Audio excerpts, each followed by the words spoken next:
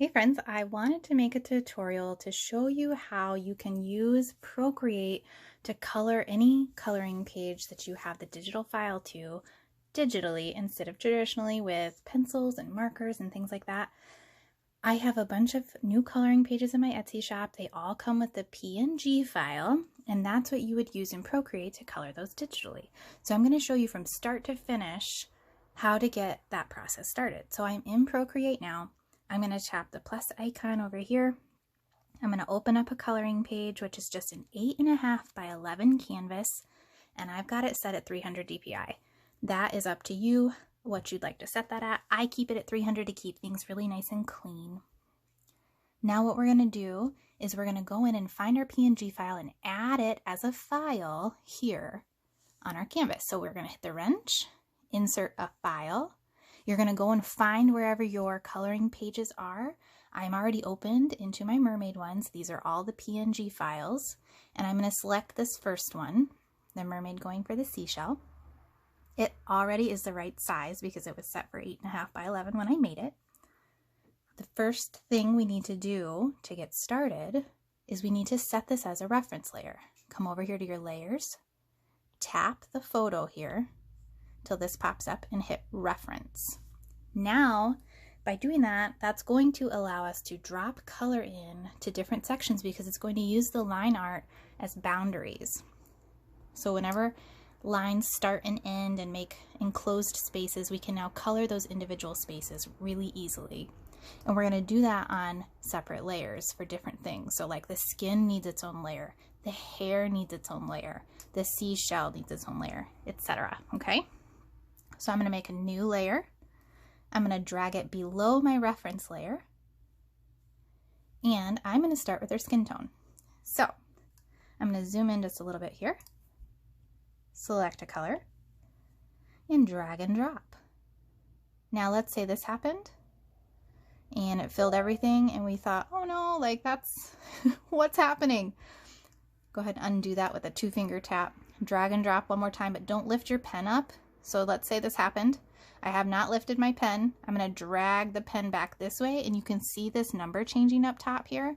All you want to do is pull it down to the point where it stops filling everything in and just fills in the section you want. So we just wanted that arm done. I'm going to drag and drop one more time, but now we're going to use this tool, continue filling with recolor. Oops, so I got to do that one more time so that it comes back. Tap that. Again, that's not what we wanted, right? But that's okay. Drag this little crosshair that popped up, because that's the recolor tool. Drag it to a section you did want to recolor. So her skin right here on her stomach. Now we don't need to drag it anymore. Now we're just going to tap. So I'm going to tap her face, her arm and neck, and then these 3 little sections here. So that's good. That's all the skin tone. So I'm going to come back over to my layers, tap that, and it turns off recolor now. I'm going to use 2 fingers on this layer, and I'm going to swipe right. And you see the little checker boxes that popped up? That means that's now on alpha lock. So that now when I color on top of this, it's only going to color within those boundaries of that color that I dropped in. I'll show you what I mean. For the shadows, I'm going to go under sketching and artist crayon. That comes with Procreate, so you don't need to download any new brushes or anything. This is one that's already installed for you. I'm going to choose a shadow color, which is going to be darker and more saturated. And I'm going to come in here and double check. Okay, I'm on the right layer. It's on alpha lock. And I'm going to start painting in some shadows just to show you what would happen if this was not on alpha lock. When I start coloring, it can go anywhere, right? And I don't want that. I want it just on her skin tone. Let's turn alpha lock back on. Fixed. So I'm going to come in here and put some shadows in. You can take as much time doing this as you want. Usually I spend a lot of time on shading because it's so much fun. It's so relaxing. I'm imagining my light sources from up above. She's swimming down. So we're going to have shadows where her hair is kind of blocking the light. There's going to be shadows under her arms. This arm's going to put a shadow onto that arm, right? I, again, spend a lot more time on this usually, adjusting my brush size and opacity.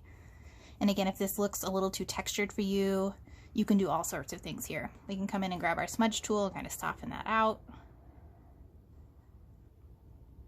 You can come in with a different, brighter color if you've overdone it. And make this, ooh, that looks a little too saturated. So I'm gonna undo that. And I'm gonna do a little less color. Make my brush a little bigger. Color in some highlights on the top of her arms and on the tops of her hands. And then imagine maybe something's bouncing a little bit of light back onto her face here. And maybe something's bouncing a little bit on her stomach there. And if that's too textured for you, again, you can kind of use your smudge tool. If you hold down on it, it'll use whatever the last brush was, that same texture. If that's not the right texture for you, you can come in here and choose something else to give it a smoother look. Again, I kind of like the textured feel. Kind of feels like really using a crayon, like a kid. Okay, so I'm happy with that for now, for the sake of a tutorial. Usually I'd spend more time. Let's go ahead and make a new layer. And now we need to pick another section to work on. I'm going to go ahead and use the seashell for the next spot to learn with. And okay, I'm on my own layer, pick a new color. I'm going to pick this pink here, drag and drop, tap recolor. My crosshair was already in a good spot. So now I'm just going to tap, tap, tap to fill it all in. Good. Come back over here. Let's turn on alpha lock so we can add shadows and highlights to just that pink. Choose something a little darker and more saturated. Check my brush. Yep. And let's start filling this in, making it look kind of shiny like a seashell would. Okay, so we should have some darkness over here. Oh, might have made my brush way too big there, but that's okay.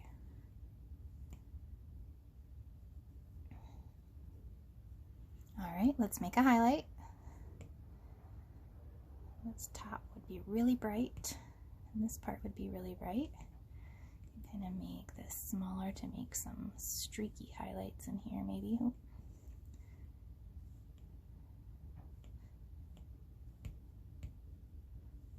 Okay. Now, again, you could also choose a totally different color here, like some pinks or purples, or purple or blue, excuse me. If you wanted to kind of give it like an iridescent look, like it had multiple colors, like a seashell usually does, you can add those in. And that will give you a really fun effect, and it'll start to really come together. The more colors you add, just like if you were using colored pencils, it looks more interesting when you combine two colors instead of just one. It doesn't look as flat. Okay? Now, the next thing I want to show you is what's the most fun about digital coloring. It's that I am not locked into that color choice now. I could totally redo it, sure. Or with a very quick little movement here, I'm on the right layer, come over here to the magic wand, tap, hue, saturation, and brightness. Let's check out this magic. Let's zoom in. Use these sliders here. Ooh. Right? Looking good. I like that look. So by simply sliding this hue back and forth until I find something I like, I can change what I did super fast. I can make it a little more saturated, mute it down a bit, make it brighter, make it darker. Super fast and easy to recolor something digitally, which if you are one of those people, I can be like this, where I stress out over picking a color palette and wondering if something looked good next to another color.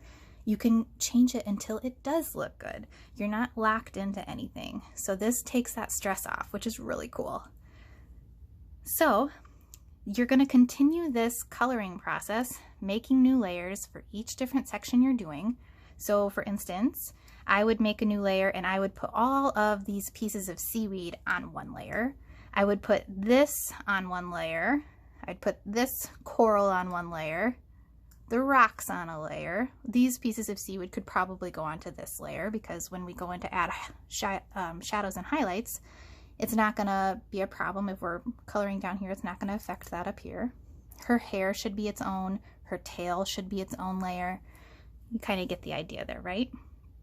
So that is how you color digitally in Procreate with a PNG file. Okay, If you have any questions, you can leave me a comment below and I will get back to you with the best answers that I have. I hope you have fun with this. I hope you give it a shot. If you'd like to download some coloring pages from me, I will leave my Etsy link for you so you can go find those and have so much fun and relieve your stress. You can sit on the couch and do this while you watch television. I highly recommend it. Have fun, guys. I hope you enjoyed this.